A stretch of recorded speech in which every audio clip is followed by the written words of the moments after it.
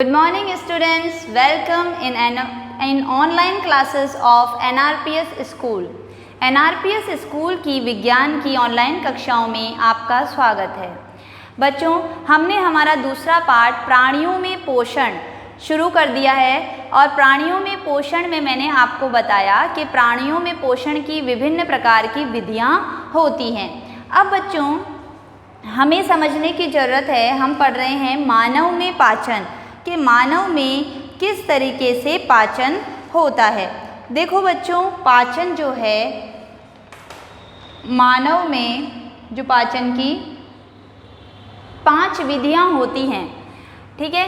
अब देखो, सबसे पहले किया जाता है अंतःग्रहण, ठीक है। अंतःग्रहण मतलब जिससे हम वह विधि जिससे हम भोजन को मुख द्वारा ग्रहण करते हैं उसे हम क्या कहते हैं? अंतःग्रहण कहते हैं। इस डायग्राम मैंने आपको एक चित्र बनाया बच्चों, आपको इसमें समझा रही हूँ मैं कि ये मानव पाचन तंत्र है। मानव पाचन तंत्र के अंदर मुख गुहिका आती है और मुख गुहिका में होती है लार ग्रंथि, ठीक है। लार ग्रंथि, लार ग्रंथि। अब मुख गुहिका में यहाँ पे दांत भी हैं, पाचन में क्या क्या काम आएंगे? दांत हैं, जीवा है, वो भी भोजन को लार में मिलाने का काम करती है। और लार ग्रंथि ये फिर कहाँ खुलती है? ये खुलती है ग्रासनाल में। ग्रासनाल खुलता है आमाशय में। आमाशय से होते हुए जो भोजन है वो कहाँ जाएगा? छोटी आंत में, और छोटी आंत के बाद बड़ी आंत में, और बड़ी आंत से फिर कहाँ खुलता है? मल द्वार में खुलता है। तो इस तरीके से ये पूरी संरचना जो होती है वो बनाई जाती। तो बच्चों, ये पूरी संरचना बनाई जाती। अब देखिए, हम देखेंगे सबसे पहले हम किसके बारे में पढ़ेंगे? हम पढ़ेंगे मुख गुहिका के बारे में। मुख गुहिका, मुख और मुख गुहिका, इसके बारे में हम सबसे पहले, क्योंकि पाचन तंत्र का सबसे पहला आहार नाल, ये पूरी आहार नाल है। देखो, यहाँ से मुख से प्रारंभ होकर गुदा तक जो है वो क्या है? पूरा क्या कहलाता है? आहार नाल। और आहार नाल में सबसे शुरुआत कहाँ से होगी? मुख से। तो सबसे पहला अंग जो है वो हम पढ़ेंगे मुख और मुख गुहिका, ठीक है।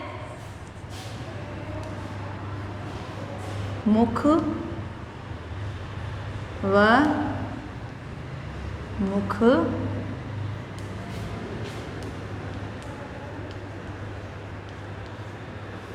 मुख व मुख गुहिका। देखिए बच्चों, भोजन का अंतःग्रहण मुख द्वारा होता है। आहार को शरीर के अंदर लेने की क्रिया को अंतःग्रहण कहते हैं। आहार जो है उसको शरीर के अंदर लेने की प्रक्रिया को हम क्या कहते हैं? अंतःग्रहण कहते हैं। तो अंतःग्रहण अगर आता है कि अंतर्ग्रहण जो होता है वो किसे कहते हैं?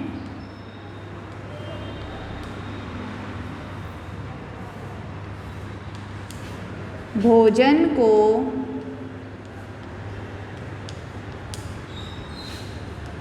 मुख के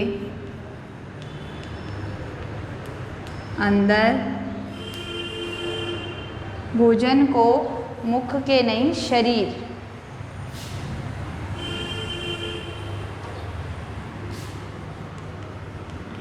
शरीर के अंदर लेने की प्रक्रिया। अंतःग्रहण क्या है? भोजन को शरीर के अंदर लेने की प्रक्रिया जो है उसे हम क्या कहते हैं? अंतःग्रहण कहते हैं। हम दांतों की सहायता से भोजन को चबाते हैं। देखो बच्चों, दांतों से हम भोजन को चबाते हैं, काटते हैं, तथा यांत्रिक विधि द्वारा उसे छोटे छोटे टुकड़ों में पीस डालते हैं। प्रत्येक दांत मसूड़ों के बीच अलग अलग गर्तिका सॉकेट में धंसा होता है। हमारे दांतों की आकृति भिन्न भिन्न होती है और उनके कार्य भी भिन्न भिन्न होते हैं। इसके अनुसार उन्हें अलग अलग नाम भी दिए गए हैं। अपने हाथ धोइए, एक क्रियाकलाप दे रखा है कि अपने हाथ धोइए और अपने दांतों की गणना कीजिए, गिनिए दांतों को। अपनी तर्जनी से दांतों को छूकर महसूस कीजिए आप हमारे मुख में कितने प्रकार के दांत हैं। एक सेब और रोटी का टुकड़ा लेकर उसे काटिए। आप उसे काटने में कृतनक एवं दर्शनक के लिए किन किन दांतों का उपयोग करते हैं। कौन से दांत खाद्य पदार्थों को चीरने और फाड़ने का काम करते हैं। दांतों को पहचानिए, ठीक है, और उसका बारे में लिखिए। देखो बच्चों, दांत जो हैं वो आपने पढ़ा होगा, दांत कितने प्रकार के होते हैं। हमारे मुख में 4 प्रकार के दांत होते हैं, कृतनक, रदनक, अग्रचर्वणक और चर्वणक। और ये 6th क्लास में आपने पढ़ा होगा। तो कृतनक, रदनक, अग्रचर्वणक और चर्वणक। कृतनक दांत जो होते हैं वो काटने के काम में आते हैं, ठीक है, और जो रदनक दांत होते हैं वो चीरने और फाड़ने के काम में आते हैं। अग्रचर्वणक जो होते हैं वो चबाने के काम में आते हैं और चर्वणक भी चबाने के काम में आते हैं। अब इनकी संख्या कितनी होती है इसके बारे में हम देखते हैं। देखो बच्चों, दांत जो है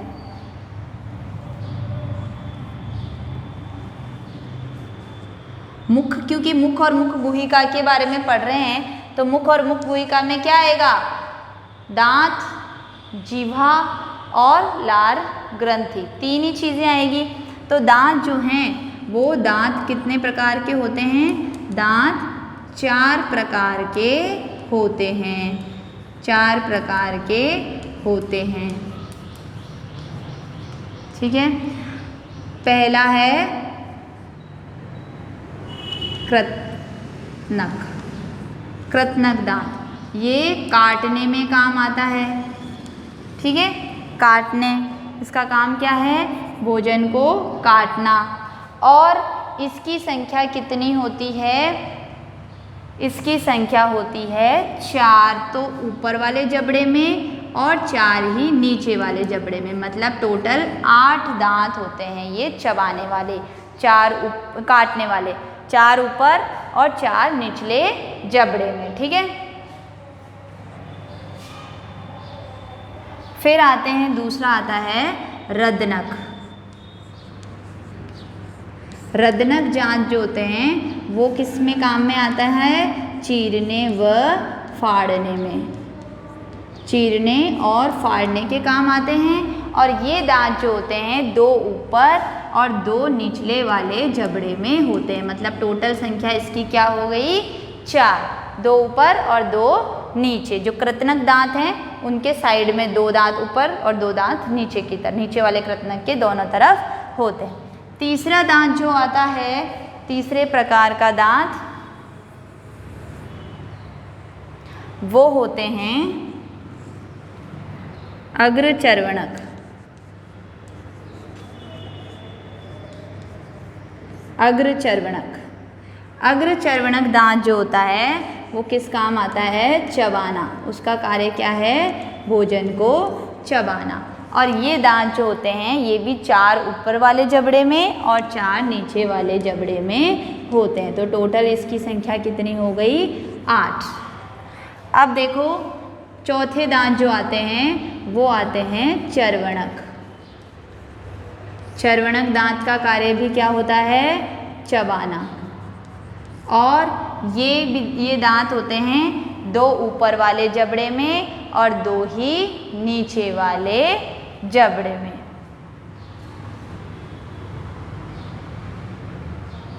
छह ऊपर वाले जबड़े में और 6 नीचे वाले जबड़े में, 6 + 6 होते हैं ये।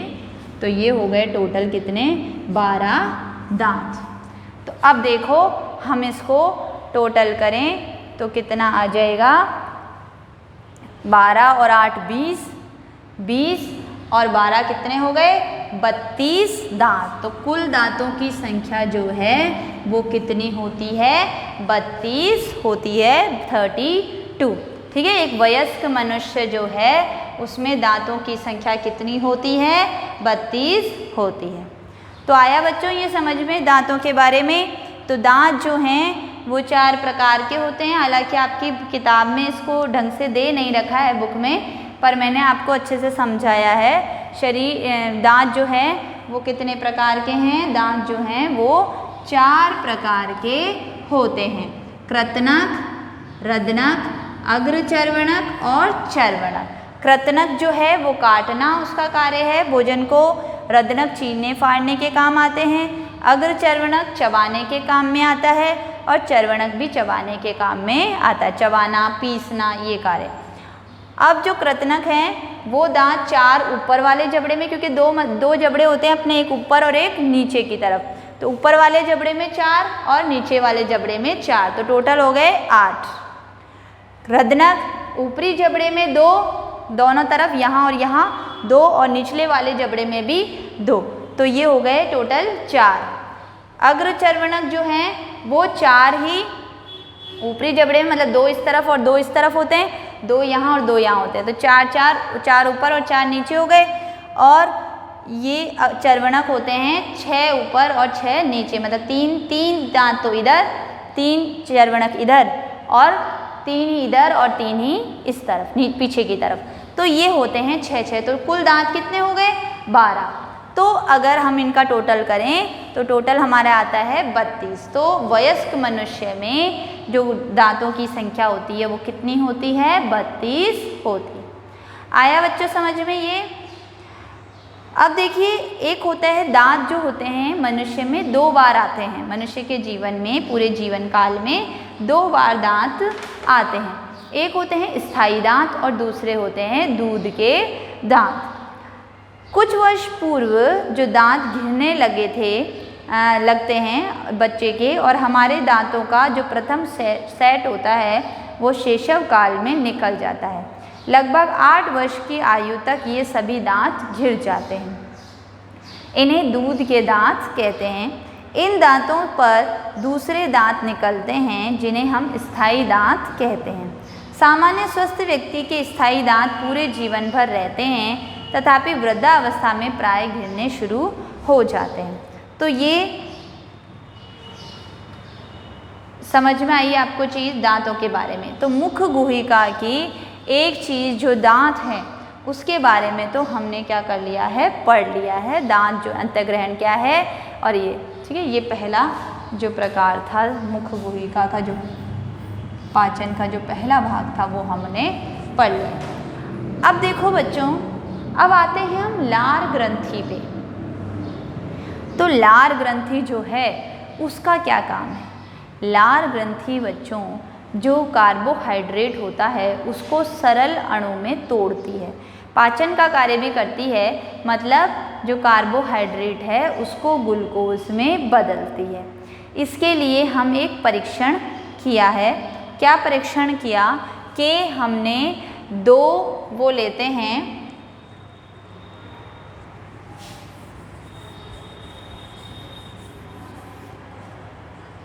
इसके लिए हम क्या करते हैं? 2 परख नली लेते हैं, ठीक है, और एक जो परख नली है उसमें हम उबले हुए चावल डालते हैं। जो परख नली A है, ठीक है, इसमें हमने क्या किया? उबले चावल को अच्छे से, उबले चावलों को अपन ने थोड़ा पीस लिया उनको, उबले चावल, और उसमें डाल दिया, थोड़ा सा पानी भी चाहो तो डाल दो, ठीक है। और उसके बाद में दूसरी जो परख नली B है उसके अंदर चावल को, जो उबले चावल है उनको चबाने के पश्चात चबाए हुए चावल चबाने के पश्चात उनको हमें वधु B परख नली के अंदर डालना है। अब हम क्या करेंगे? 3-4 मिनट तक, मतलब मुख में लेकर इन चावलों को हमने चबा दिया और उसके बाद में B परख नली के अंदर उसको वापस डाल दिया। दोनों परख नली में 3-4 ml जल डाल देंगे और मिला देंगे अच्छे से। अब दोनों परख नली में हम आयोडीन विलयन डालते हैं। क्या डालते हैं? आयोडीन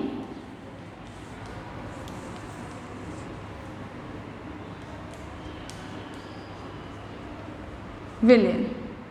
ठीक है, इसमें भी डाला और इसमें भी डाला, 2-3 बूंद।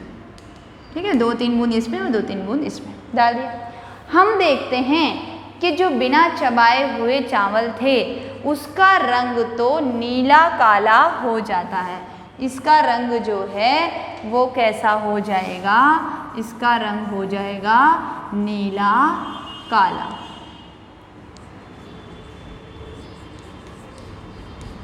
गहरा नीला काला रंग हो जाएगा। जबकि जो ये परख नली है इसका रंग में कोई भी परिवर्तन नहीं होगा। मतलब क्या हुआ कि जो उबले हुए चावल वाली परख नली थी उसमें कार्बोहाइड्रेट उपस्थित था, स्टार्च मंड जो था वो उपस्थित था, इसलिए मंड का परीक्षण आ गया कि मंड क्या हो गया? मंड का रंग जो है वो नीला और काला हो गया। परंतु चबाए हुए चावल में मंड जो है वो समाप्त हो गया। मंड को मतलब लार ग्रंथि जो होती है वो उसकी सरल इकाइयों में तोड़ देती है, इस वजह से मंड का परीक्षण यहाँ पर नहीं आता। तो समझ में आया? तो मतलब लार ग्रंथि क्या कर रही है? मंड को शर्करा में बदल देती है। तो लार ग्रंथि का काम है शर्करा की ऊंच की क्या होता है? मंड, शर्करा तो मंड जटिल रूप है, शर्करा सरल रूप है।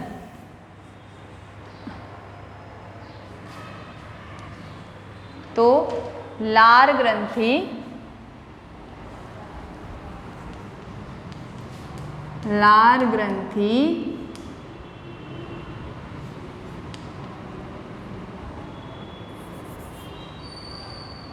यह मंड को शर्करा में बदल देती है। ठीक है, तो पाचन का ये कार्य जो है वो लार ग्रंथि करती है, शर्करा मंड को शर्करा में बदलने का कार्य। अब देखो, एक हमारे मुख में एक मांसल पेशीय अंग है जो पीछे की ओर संलग्नित होता है और आगे की ओर जो है वो फ्री रहता है, स्वतंत्र रहता है ना। पीछे की मुख गुहिका में अधर तल से जुड़ा होता है, इसका अग्रभाग स्वतंत्र होता है और ये चारों दिशाओं में मुड़ सकता है। इसको क्या कहेंगे? हम जीभ कहेंगे। अब इस जीभ का क्या कार्य है? जीभ का उपयोग हम बोलने में करते हैं। इसके अतिरिक्त यह भोजन के लार को मिलाने का कार्य करती है तथा निगलने में भी सहायता करती है। जीभ द्वारा ही हमें स्वाद का पता चलता है। जीभ पर स्वाद कलिकाएं होती हैं जिनकी सहायता से हमें विभिन्न प्रकार के स्वादों का पता चलता है। तो बच्चों, जीभ का कार्य, ये लार ग्रंथि हो गई, देखो मुख हो गया, ठीक है, दांत हो गए, लार ग्रंथि हो गई, ये मुख गुहिका पढ़ रहे हैं ना अपन, तो ए तो इसका हो गया दांत, ए भाग, ठीक है, बी भाग हो गया इसका लार और सी भाग इसका आएगा जीभ।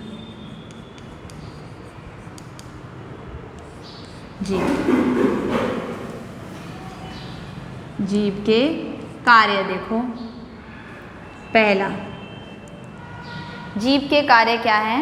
पहला है बोलने में सहायक, यह बोलने में सहायक है, ठीक है। दूसरा, भोजन को लार में मिलाने का कार्य करती है।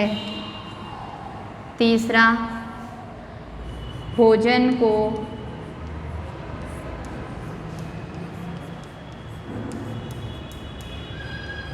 निगलने में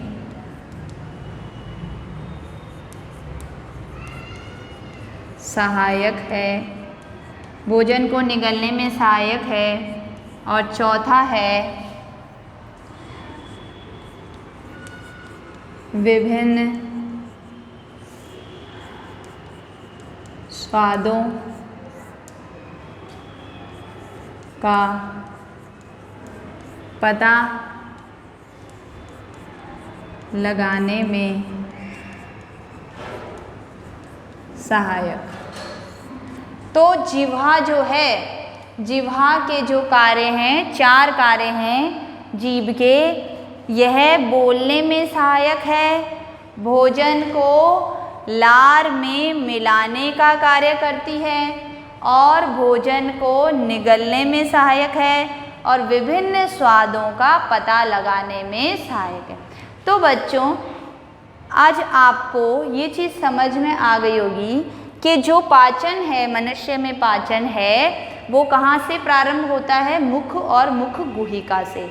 मुख गुहिका जो है उसमें 3 चीज़ें होती हैं, दांत, जिह्वा और लार ग्रंथि। दांतों के बारे में मैंने बताया कि दांत जो हैं वो 4 प्रकार के होते हैं। कृतनक दांत जो काटने का कार्य करते हैं, इनकी संख्या 4 ऊपरी जबड़े में और 4 निचले जबड़े में, तो टोटल हो गए 8। रदनक दांत चीरने और फाड़ने का कार्य करते हैं, जो 2 ऊपरी जबड़े में और 2 निचले जबड़े में, तो टोटल हो गए 4। अग्रचर्वणक और चर्वणक ये चबाने के काम करते हैं दोनों ही।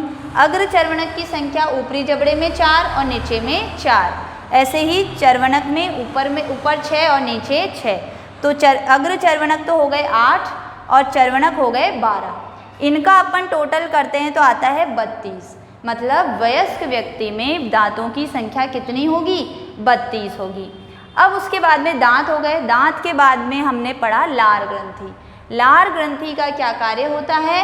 लार ग्रंथि का कार्य होता है मंड को शर्करा में बदलने का कार्य। ये मंड को किस में बदलती है? शर्करा में बदल देती है, मतलब उसकी सरल इकाइयों में तोड़ देती है। इसके पश्चात जीभ, तीसरा भाग जो गुहिका का है वो है जीभ। तो जीभ के कार्य क्या हैं? यह बोलने में सहायक है, भोजन को लार में अच्छे से मिलाने में सहायक है, ताकि लार क्या कर सके? मंड को शर्करा में बदल सके, इसलिए अच्छे से ये मिला देती है लार में। फिर भोजन को निगलने में सहायक होती है, और फिर विभिन्न स्वादों का जो पता है वो भी हमें जिह्वा के द्वारा ही लगता है। तो ये एकदम मुख गुहिका आपके क्लियर।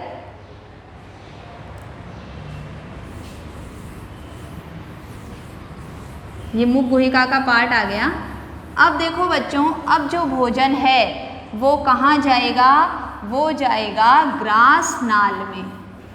तो दूसरा भाग जो है वो आएगा ग्रास नाल।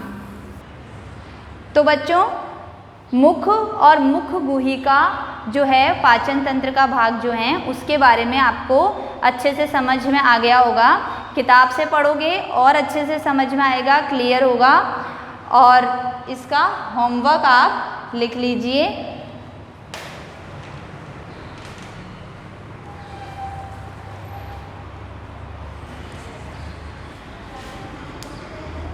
होमवर्क प्रश्न 1, अंतःग्रहण